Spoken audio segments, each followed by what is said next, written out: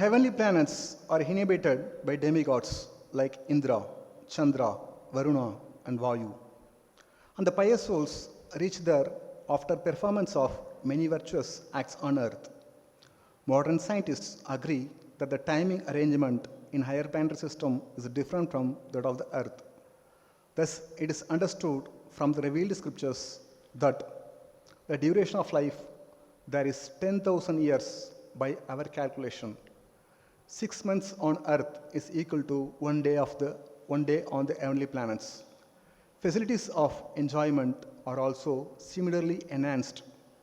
And the beauty of the inhabitants is legendary. Common men on earth are very much fond of reaching the heavenly planets because they have heard that comforts of life are far greater there than on the earth. They are now trying to reach the moon by spacecraft. Considering all this, the heavenly planets are more celebrated than the earth. But the celebrity of earth has defeated that of the heavenly planets because of Dwaraka, where Lord Krishna reigned as king. 3 places, namely Vrindavana, Mathura, and Dwaraka, are more important than the famous planets within the universe. These places are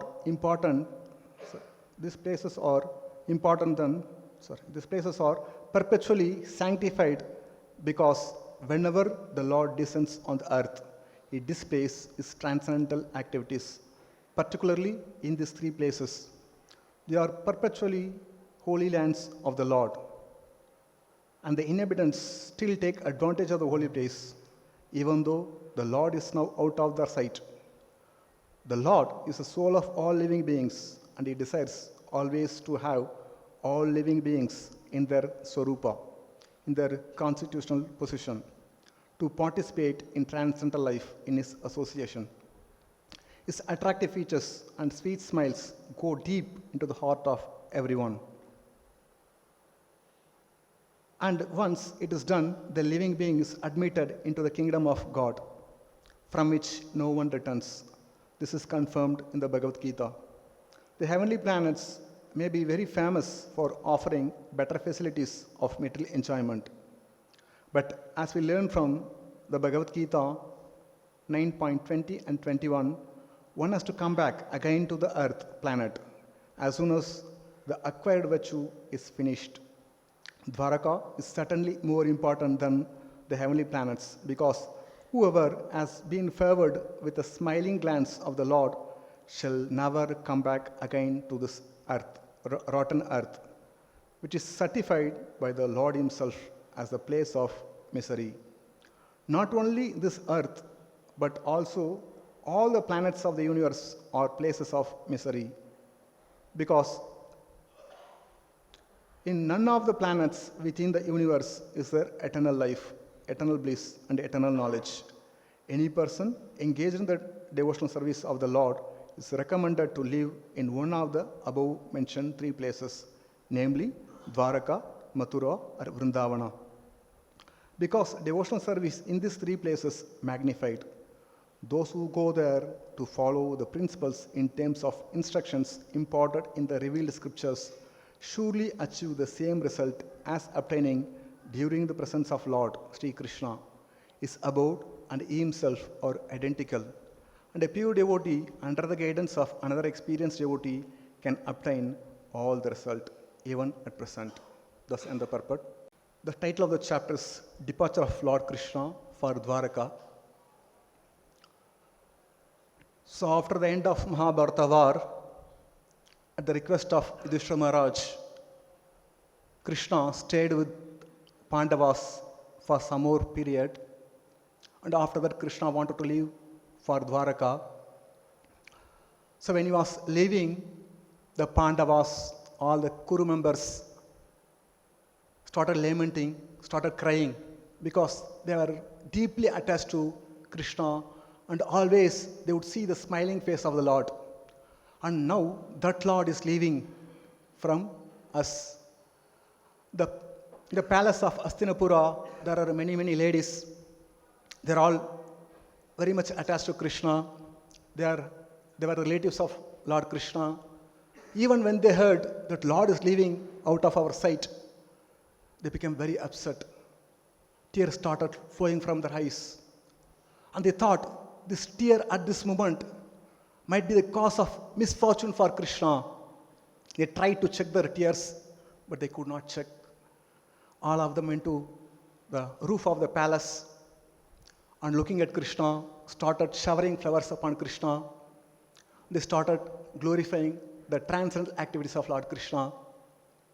Their talk was more attractive, more sweeter than the hymns of Vedas. It's described in the Bhagavatam. And they said, the woman of the Hastinapura, they said, Krishna is the Supreme Personality of Godhead. He is the cause of creation, maintenance, and annihilation. He can be understood only by devotees who are free from all kinds of material contamination. And the transcendental activities or pastimes of the Lord can be understood only by pure devotee. Only they can describe the glories of the Lord. After saying that, they started glorifying the Yadu dynasty in which Lord Krishna took birth. Then after that, they started glorifying Mathura, where Krishna performed his transcendental pastimes for 17 years. Krishna is sanctified the entire atmosphere of Mathura. He was there till 27 years in Mathura. After that, he moved to Dwaraka. In this verse, the ladies of Hastinapura started glorifying Dwaraka. Dwaraka has defeated even heavenly planets. Generally, heavenly planets are glorified because one can enjoy long duration, one can enjoy opulent life. Whereas Dwaraka defeated even the heavenly planets. And he established the supremacy of Dwaraka and enhanced the celebrity of earth because Krishna was personally present in Dwaraka. That is the verse today.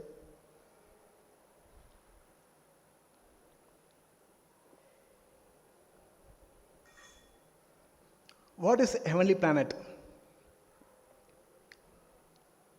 Modern scientists or some kind of atheistic people or philosopher says, actually, there is no hell or heaven.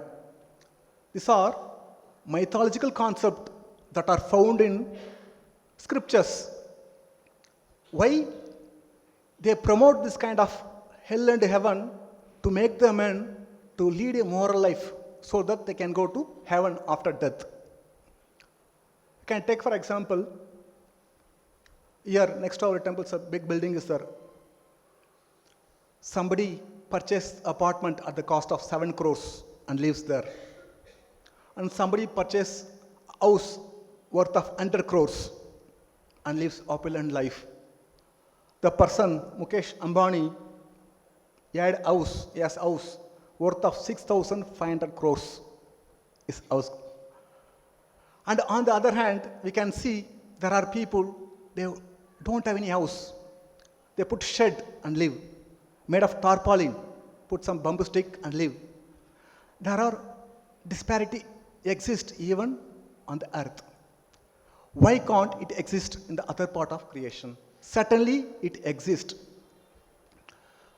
And the pleasure and the happiness that are derived in the heavenly planets are far, far superior than the pleasure and happiness that are derived on the earthly planet. In Indraloka, there are nice gardens called Nandana Ganana and beautiful apsaras and the celestial beverage, Somarasa. One who goes there and he can enjoy all the opulence. And there are Gandharvas who can sing nicely, melodious song for the pleasure of people, for the pleasure of demigods, and Apsaras who can dance nicely. So people are captivated by this information of the scriptures. They go there and they want to enjoy. And above the Indra planets, above Indraloka, there are many lokas, Janaloka, Tapaloka, many lokas are there. That lokas, the sense enjoyment is more subtle. and more refined. Whereas on the earthly planet, the sense enjoyment is gross, is on the platform of grossly level and very, very insignificant. And the time scale of the heavenly planets is different from Earth. So it is said here, 1 day of demigods is equal to 1 year on the earthly planet. That is, 124 hours is equal to 1 full year of earthly planet.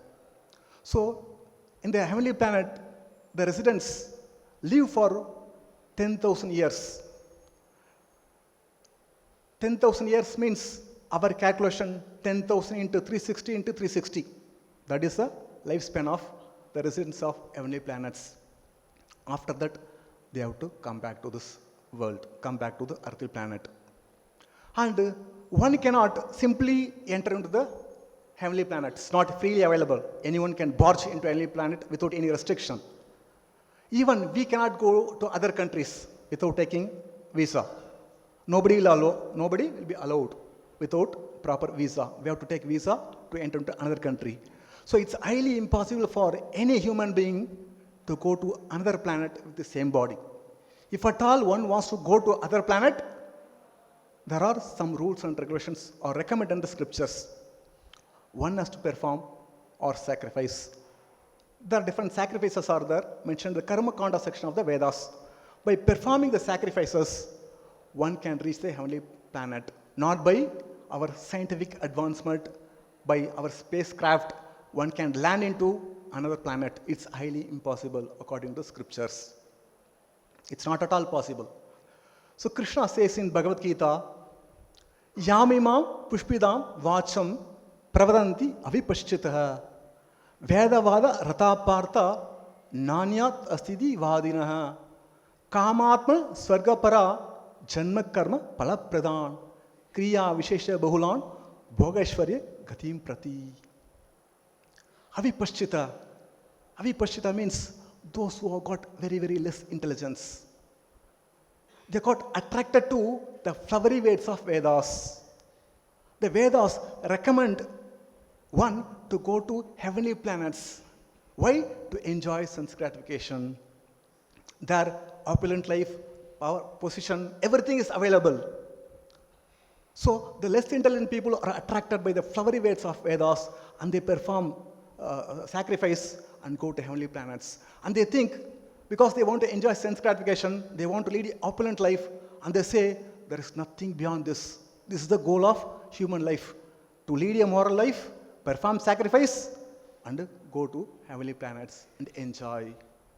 This is the glories of heavenly planets.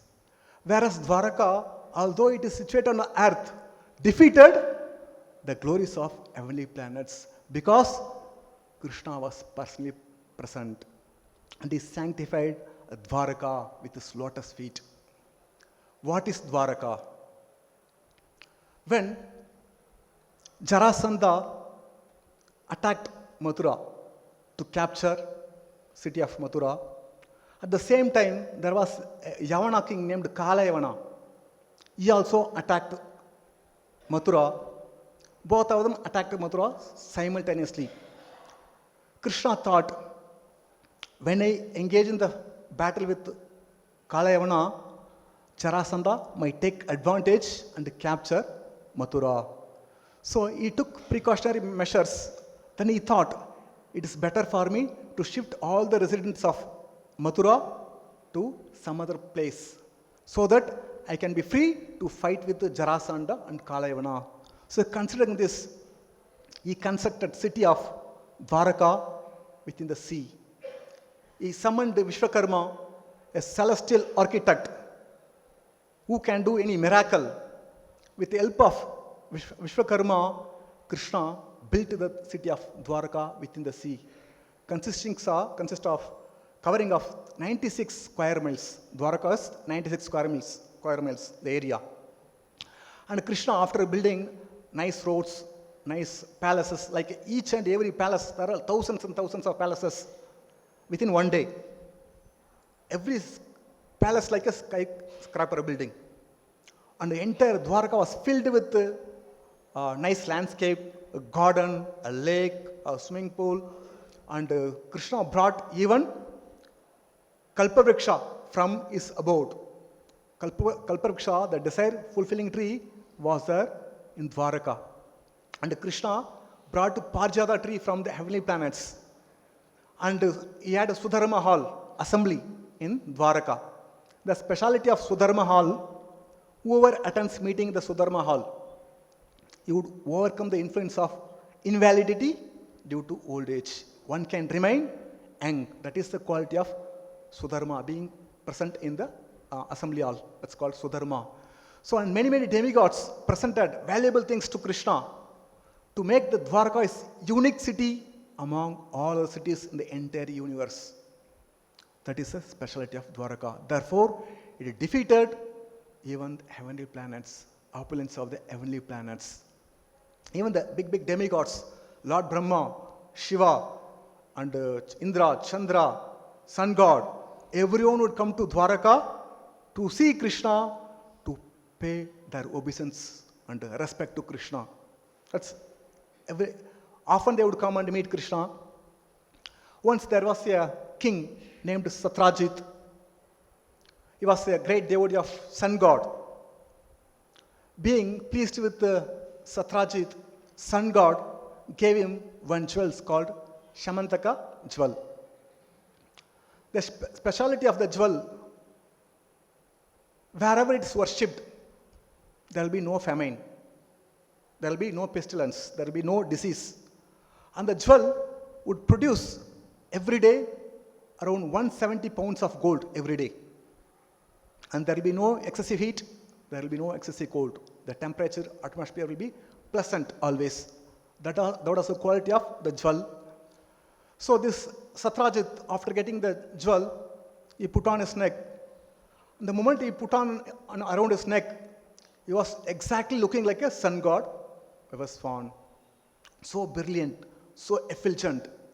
And naturally, after getting this opulent jewel, he wanted to display his opulence to others. So he came to Dwaraka to show his opulence. So many people, the citizens of Dwaraka, they saw sun god has come to meet Krishna. Although the citizens of Dwaraka knew very well that Satrajit, but they could not recognize Satrajit. They thought sun god has come to meet Krishna. Some of them went to the palace of Krishna and informed, "My dear Lord, sun god has come to meet you." So Krishna was playing chess at the time. So Krishna, after receiving the news, he smiled and said, "No, don't worry, he's not a sun god. This is Satrajit. He has come here not to meet me, to display his opulence. Don't worry." So Satrajit came and built a small temple and kept the jewel, and he engaged the Brahmanas to worship the jewel. And the jewel was producing gold, some 80-90 kg gold every day. And Krishna, once he met Satrajit and requested, "My dear Satrajit, actually whatever we possess the best thing should be given to the king. Because king is a representative of God. Therefore, whatever you have got the best thing should give to the king. Since you have got the best one, should offer this jewel to King Ugrasena." Satrajit said, "No, I worship the sun god. Being pleased with my devotion, he offered to me for my pleasure. I can't give to anyone." So he refused to give this jewel to Krishna. Then after one day, Satrajit had a brother named Prasena. He took the jewel and he put around his neck and started going here and there to display the opulence, family opulence. And once he was traveling on the horse, he went to the forest. At the time, there was one lion. Attacked Prasena, and killed him, killed the horse, and took the jewel. And this news reached Jambavan. Jambavan was living in the cave. So Jambavan, when he came to know that lion attacked Prasena and took the jewel, then Jambavan killed with the bare hand the powerful lion and took away the jewel, Shamantaka jewel. And he gave the jewel to his son, small son, young boy, to play like a toy. and he was playing, the child was playing. Meanwhile, the Satrajit was eagerly waiting for his brother to return. He could not come, he could not see him at all. Then he was filled with anxiety and he thought, because Krishna asked me the jewel, I did not return to him, I did not give to him, he must have killed my brother and taken the jewel. So he started spreading the news to everyone. So this news spread the entire city of Dwaraka like a wildfire. When Krishna came to know that Satrajit was spreading that Krishna has killed his brother Prasena and took the jewel, Krishna did not like this. He did not like this defamation. And he wanted to find out the real cause. Then he took some citizens of Dwaraka and went to forest, and he saw there was a dead body of Prasena and the horse and the lion. And Krishna followed the footsteps of Jambavan like a gorilla footsteps, and he saw there was a cave. That is the entrance to the house of Jambavan. So Krishna told all the residents of Dwaraka, please wait outside, let me go and find out. So Krishna entered the cave of Jambavan. And the time he saw the child was playing with the jewel, so Krishna wanted to take the jewel. At the time there was one nurse, she started crying. She started crying that somebody has come to take the jewel. So when Jambavan heard the cry of this nurse, he became very angry. He came to a spot and he saw Krishna. Because of his anger, he lost his intelligence and he could not identify who is Krishna. Therefore, he challenged Krishna to fight. So both of them fought day and night. Jambavan and Krishna fought for 28 full days, both day and night. Although Jambavan was the powerful living entity at the time, very powerful person, but still he could not conquer Krishna. Krishna was giving nice kicking. And he lost all the strength, became very weak. At the end of 28th day, he could understand that Krishna is none other than the Supreme Personality of Godhead. He immediately offered obeisances to Krishna and prayed to Lord Krishna, my dear Lord, you are the Supreme Personality of Godhead, whom I worship as Lord Ramachandra. And he offered wonderful prayers. So Krishna was pleased with the prayers of Jambavan. Then after that, because Jambavan felt very much pain because of constant kicking of Krishna, so Krishna personally massaged the body of Jambavan to relieve his pain. After that, Krishna explained to Jambavan the purpose of his visit, that Satrajit defamed him, and he was telling everyone that Krishna killed Prasena and took the jewel. So I come here to get the jewel. So Jambavan understood the entire situation and handed over the jewel to Krishna. And also he had a beautiful daughter named Jambavati. That also means Jambavan handed over to Krishna to marry. So Krishna married Jambavan inside the cave. So the citizens, meanwhile the citizens who came with Krishna, who were waiting outside the cave, they waited for 12 days. After 12 days, they came to conclusion that something undesirable must have happened. So they were filled with anxiety and immediately returned and explained to Vasudeva, Devaki, Ugrasena that Krishna must have been killed in the cave. So all the people were filled with anxiety. Then all of them went to one temple called Chandrabhaga temple in Dwaraka and prayed to Mother Chandrabhaga sincerely, please kindly let Krishna come safely. That was the prayer, sincerely prayed to Chandrabhaga. So Chandrabhaga was very much pleased with the prayers of residents of Dwaraka, immediately sanctioned. So immediately Krishna also appeared on the scene along with the Jambavati. So all the people saw, they were filled with the joy by seeing Krishna. They got their life back. Immediately Ugrasena called for an emergency meeting in Dwaraka, assembly in Sudharma. So all the kings, all the people were invited, even Satrajit also. So when Satrajit arrived, Ugrasena explained the whole things to Satrajit. Then Satrajit, after hearing this, he felt very much ashamed. He put his head in shame that unnecessarily he created trouble. He accused Krishna of killing his brother and took away the jewel. So then after he took the jewel and went home, he could not sleep night, constantly thinking, how can I get free from the offense that I committed to Krishna? He was constantly thinking.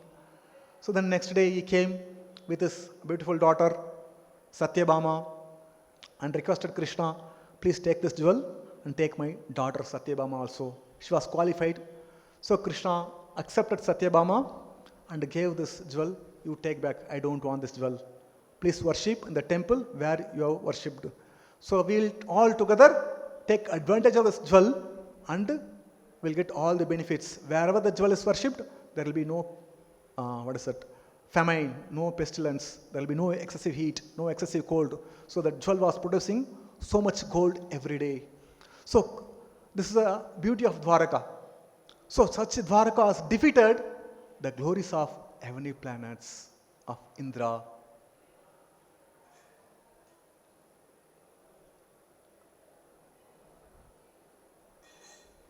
And this purport, Srila Prabhupada mentions, there are 3 places on this earthly planet, namely Vrindavana, Mathura and Dwaraka are very, very important. It's more important than any famous city in the entire universe. Because whenever Krishna comes to this world, he appears in those places. He performs his transcendental pastime in those places and sanctify the entire atmosphere. So Krishna is non-different from his abode. Whoever wants to make advancement in devotional service, one is advised to go to the holy places and practice devotional service. By practicing devotional service in Dwaraka, Mathura, Vrindavana, yields 1000 times better result than the same activity performed in any other places. Just like if we chant 1 round of Hare Krishna Mahamantra in the holy places, it is equal to 1000 times of chanting Hare Krishna Mahamantra in our houses or in other ordinary places. So Prabhupada says, wherever Radha Krishna Chandra or Krishna Balaram is worshipped according to the direction of scripture, all the places are non-different from Dwaraka, Mathura, Vrindavana. So in other words, it is recommended for everyone to practice devotional service in temple. So if you chant 1 round in temple, it's equal to chanting 1000 rounds in our house. So therefore, one should not spend time anywhere. Rather, whenever we get time, should come to temple and practice devotional service. At the same time, we should not take advantage of this on festival days like a Janmashtami, Vaikuntha Ekadashi. On the day we are allotted different service. People, instead of doing service, they come to main temple and stand in front of deity and they want to chant Hare Krishna Mahamantra. This is not recommended. Our business is to render service. We should give opportunity for others to have darshan. We should allow others to have darshan. Just like a Chaitanya Prabhu, when he was having darshan of Lord Jagannath, there was one woman came and climbed on the shoulder of Chaitanya Prabhu and had darshan. And Chaitanya Prabhu felt that I don't have that eagerness to see my Lord Jagannath. But the woman has got so much eagerness to see Lord Jagannath. I worship her lotus feet so that I'll get the same eagerness to see my Lord. So, in other words, we should give opportunity for others to have darshan. Suppose we have got some car pass. We may have car pass, so bring car and keep in the parking lot for full day. And you see how many people are deprived of the opportunity to come to temple and have darshan.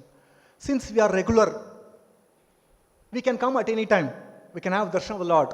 So on festival days, we should give the opportunity for others to see the Lord, to give the good experience to them, so that they also should become devotees. That should be the attitude of a Vaishnava. We should give opportunity for others. We should not take the opportunity, I should see, I should get the privilege on the festival day. No, we should give the privilege to others so that they will get a good experience. They will become devotees. That should be the mood of a devotee. And Chaitanya Mahaprabhu says there are 64 items of devotional service. Among 64 items of devotional service, there are 5 important angas. One is called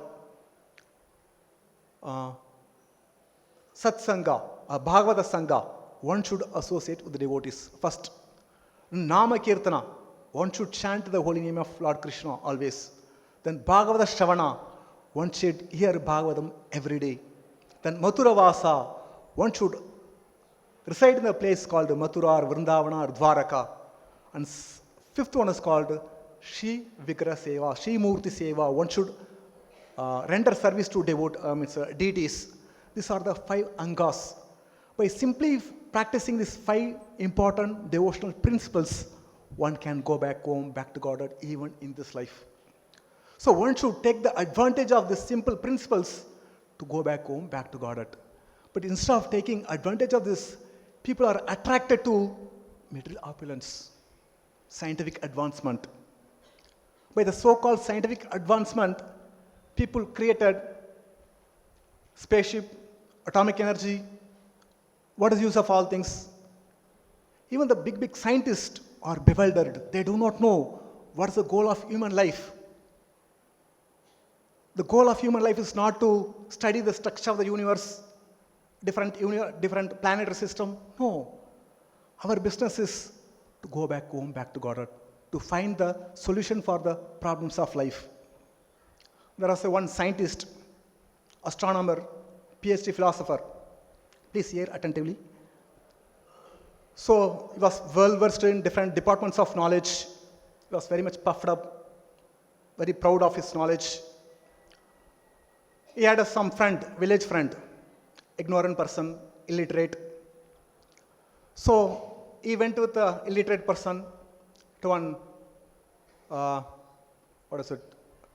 exhibition, and they were traveling here and there. And near seashore they went, and they put a tent. And they were staying there in the tent. So this scientist was explaining about his accomplishment. He was proud of his achievement and boasting what all things and all he has done. So he was glorifying about himself, and after that both of them slept.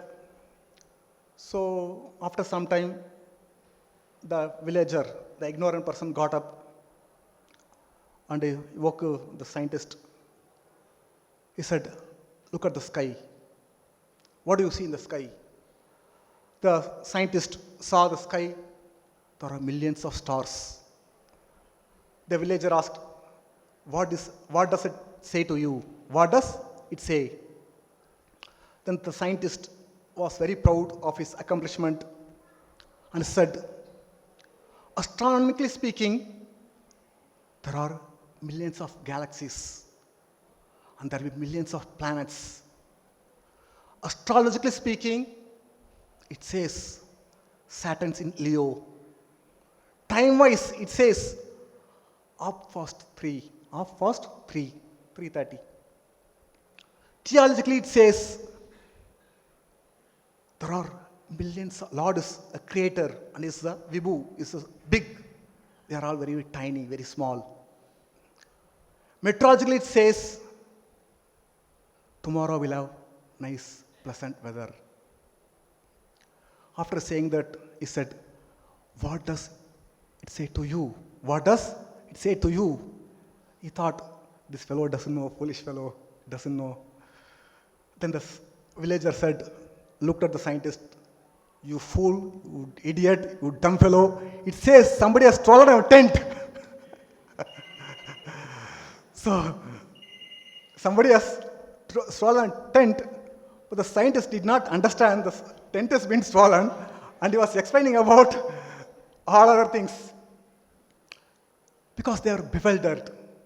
They don't know, even though they may be scientists, they miss out the real aim of human life. They miss out the solution for the problems of life. Janma mrityu jara vyadi. So the human life is meant to find out the solution for getting out of this janma mrityu jara vyadi.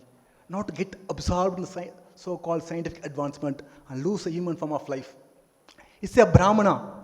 One who uses the human form of life to solve, to get out of this entanglement and go back home, back to Godhead.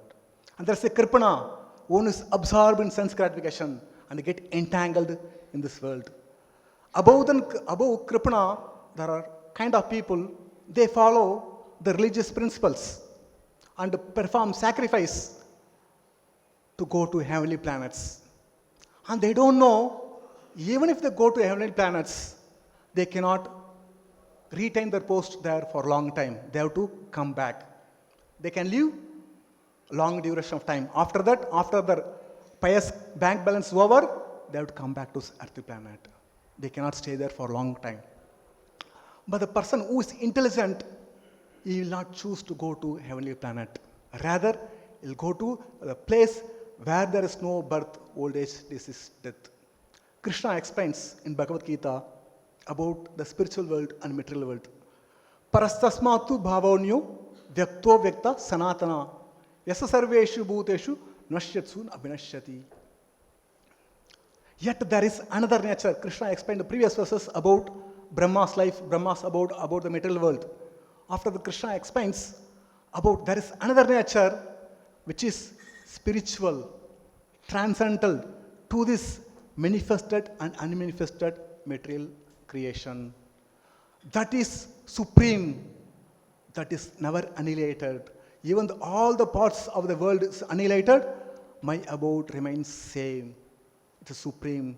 One who reaches this abode, one who reaches my abode, he will not come back to this world. Because in this world, even one goes to the planet of Brahma, he has to undergo these 4 problems of life, Janma, Mrityu, Jara, Vyadhi. But one who reaches the abode of Lord Krishna, he will not come back. The duration of life varies according to a species. Like a Brahma lives for 3.11 trillion years, whereas insignificant insect lives for a couple of hours.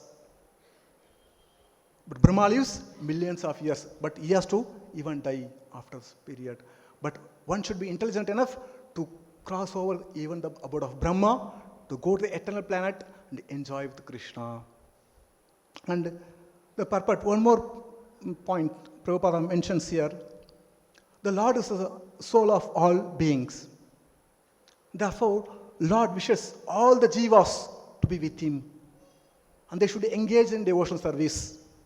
And they should engage in the pastimes of Lord Krishna. Whenever Krishna displays transcendental activities, pastimes, they should participate.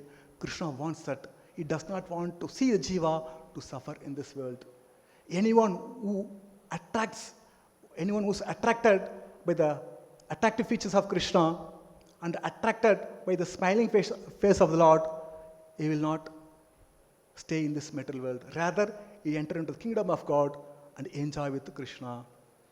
So, Krishna, being a kind father, he does not want any living entities to suffer in this material world. Our suffering created by ourselves, not anyone. But Krishna, being kind father, just like our parents, they want us always to be with them. That gives pleasure. Similarly, Krishna wants all the jivas to be with him. That gives pleasure to the Lord. So, unless one render devotional service, one cannot go to the abode of Lord. So, unless we take shelter of devotees or pure devotee, we cannot engage in the service of the Lord. Once, Hiranyakashipu,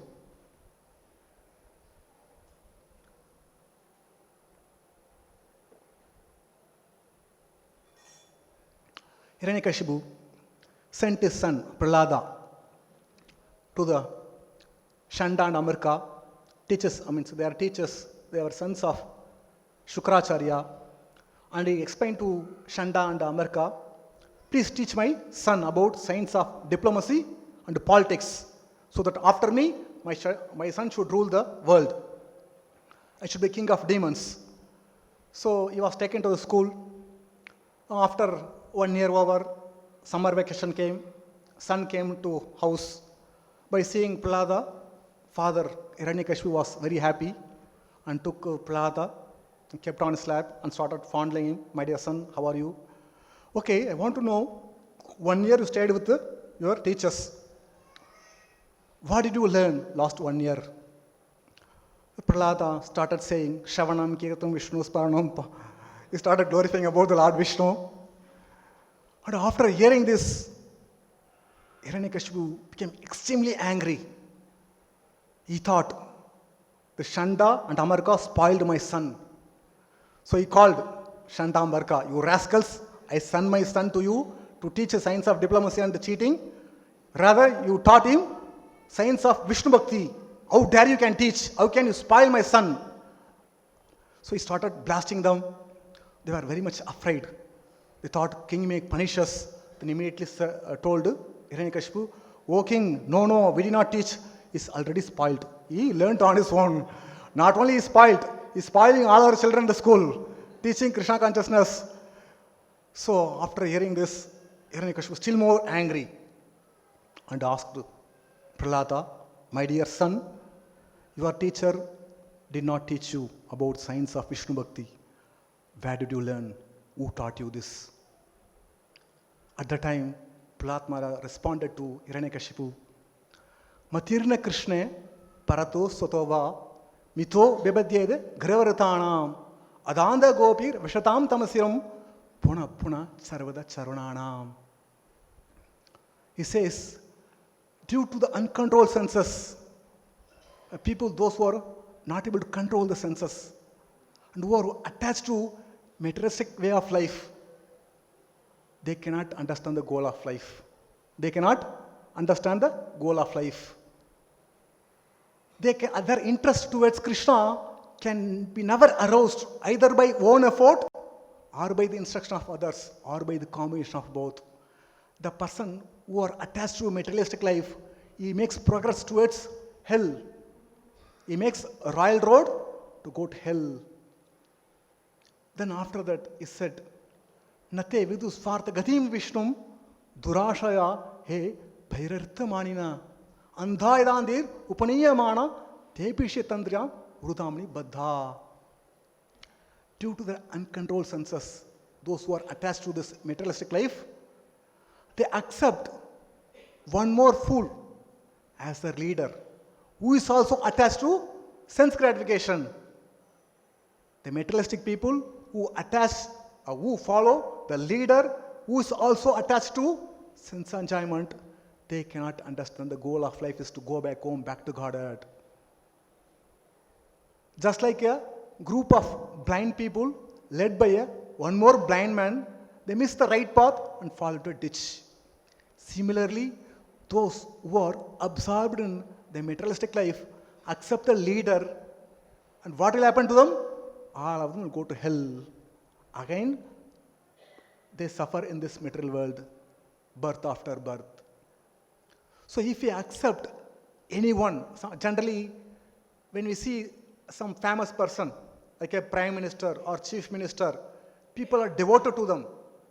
Their leader, they blindly follow whether the leader knows what is the goal of life or not.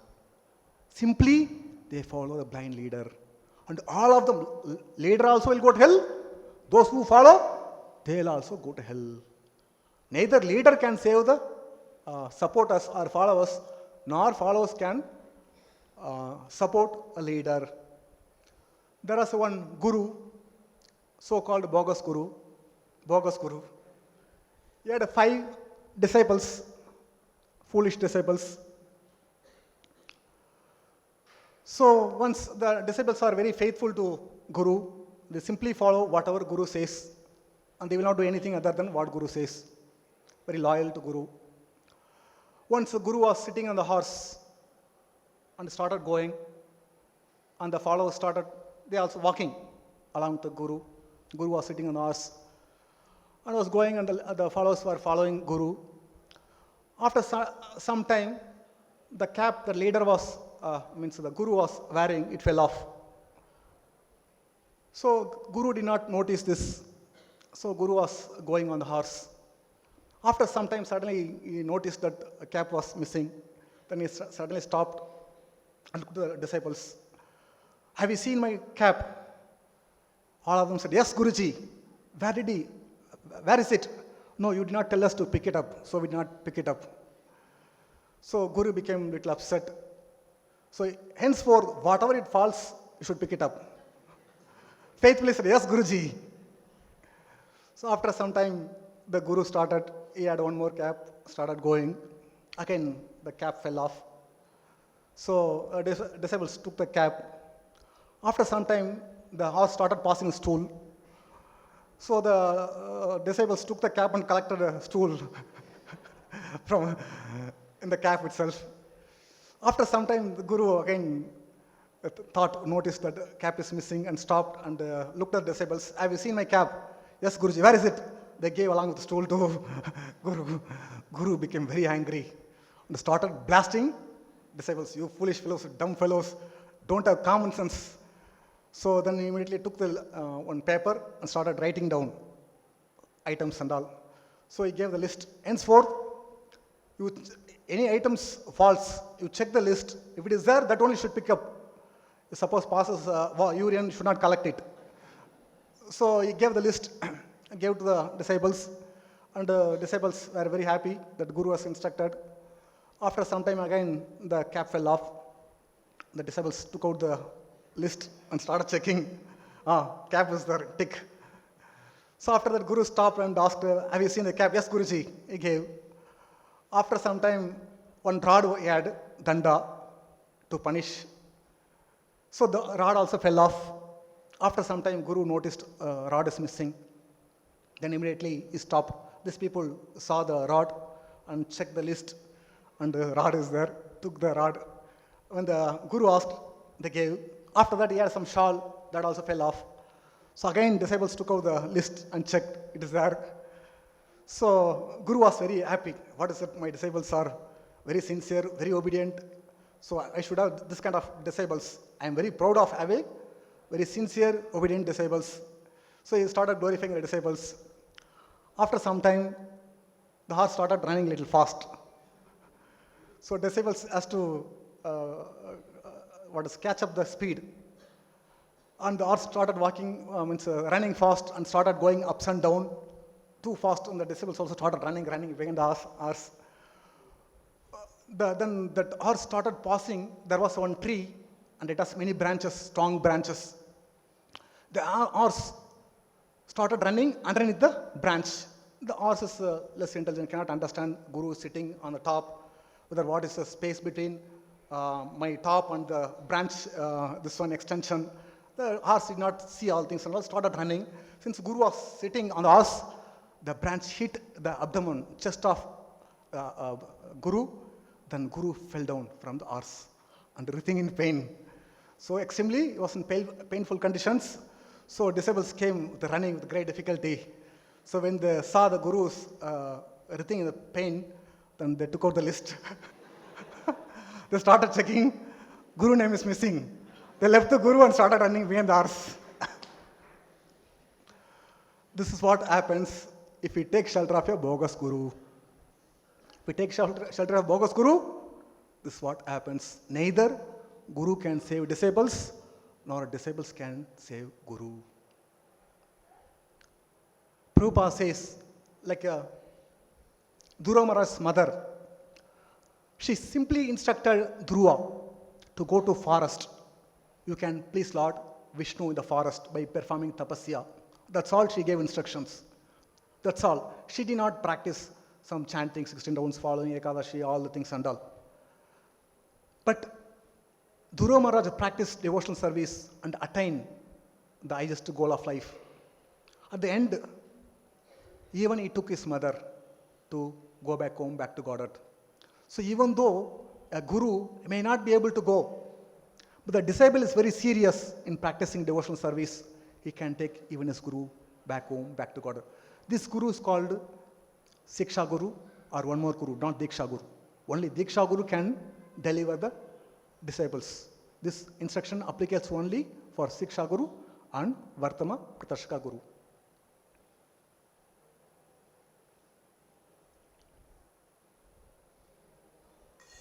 The next Prahlad Maharaj says, then how to go back home, back to Godhead? What is the solution to Hiranyakashipu? He says, Naisha matis tavat urkramangrim sparshati anartho abhagama yadartha mahiyasam pada rajobhishegam nishkinchanana na pranitayavat. This materialist who are absorbed in sense gratification, unless they smear their body, entire body with the dust of the lotus feet of a Vaishnava, who is freed from all kinds of material contamination, they cannot engage in the service of Urukrama. In other words, as long as one is absorbed or one is engaged in the Ugra Karma, one cannot engage in the service of Urukrama. By taking the shelter of pure devotees, one can understand Krishna. By engaging in Krishna consciousness, one can become free from all contamination and one can go back home, back to Godhead. So in other words, Prahlad Maharaja clearly says, one should take shelter of a pure devotee of the Lord. If one wants to go back home, back to Godhead, one should take shelter of pure devotee of the Lord. Simply by taking shelter, one can become free from all kinds of material sufferings. Maitreya says to Vidura, Ashesha Sanklesha Samam Vidayade Gunanuvata Shavanam Murari. By simply chanting and hearing the glories of Murari, Krishna, one can achieve cessation from all kinds of miseries, all kinds of problems. Simply by chanting and hearing the glories of Krishna, one can become free from all kinds of miseries. In other words, one who is fixed in Krishna consciousness, he can conquer Krishna. He can conquer Krishna. Like a gopis of Vrindavan, they did not know anyone other than Krishna. From the very beginning of their life, they always completely absorbed the thought of Krishna. They always see Krishna, talk about Krishna. Sometimes, when they could not see Krishna due to their eyelids blinking, they started criticizing Lord Brahma, foolish creator. Foolish creator, he created the eyelids that impedes our vision to see Lord Krishna. In other words, they were completely absorbed in the love of Krishna. Even one fraction of moment, they could not tolerate without seeing Krishna. Because of their complete absorption in devotional service, they conquered Krishna. Krishna says to Uddhava, Na sadayati mam yogo, na sankyam dharma Uddhava, na swadhyayas tabastyago, yatha bhaktir mama urjita. My dear Urjita, my dear Uddhava, unalloyed devotional service rendered by my devotees unto me brings me under their control. Unalloyed devotional service rendered by my devotees brings me under their control. I cannot be controlled by anyone who is engaged in mystic yoga or Sankhya philosophy or tapasya or by Vedic study or renunciation. I cannot be controlled by any other means. I can be controlled only by engaging in pure unalloyed devotional service. So the conclusion here is, the human birth is the best among all. Maharaja Raghuna says, even the birth among the demigods in the heavenly planets is not as glorious as a human being on the earth.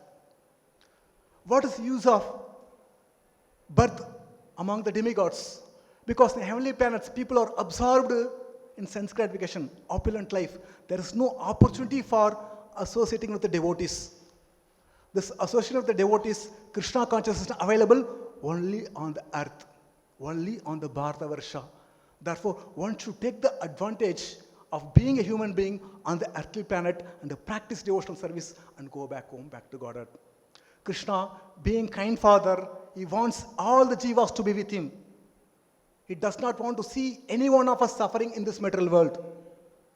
He wants us to engage in his, assist in his pastimes, to be with him, to enjoy. That gives pleasure to the Lord. Therefore, one should not waste this human form of life and by absorbed in sense gratification. Rather, one should practice devotional service under the guidance of a bona fide spiritual master. That will please the Lord. So, Lord is pleased with those who are rendering devotional service under the instruction of bona fide spiritual master. And at the end, Krishna takes all the jivas to his abode. That is the desire of Lord. And being a children, we should not give anxiety to Krishna. Krishna is filled with anxiety when he sees our suffering. Therefore, it's our duty to give pleasure to Krishna.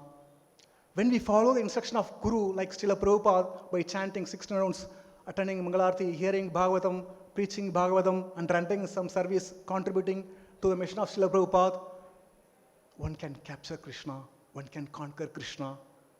This is the desire of Krishna. By doing this service, one can go back home, back to Godhead. That is the desire of Lord. Being a children, we should fulfill the desire of Lord. That should be the goal of our life. That is the purpose of human life. That is the end of this purpose. Srimad Bhagavatam ki, Srila Prabhupada ki.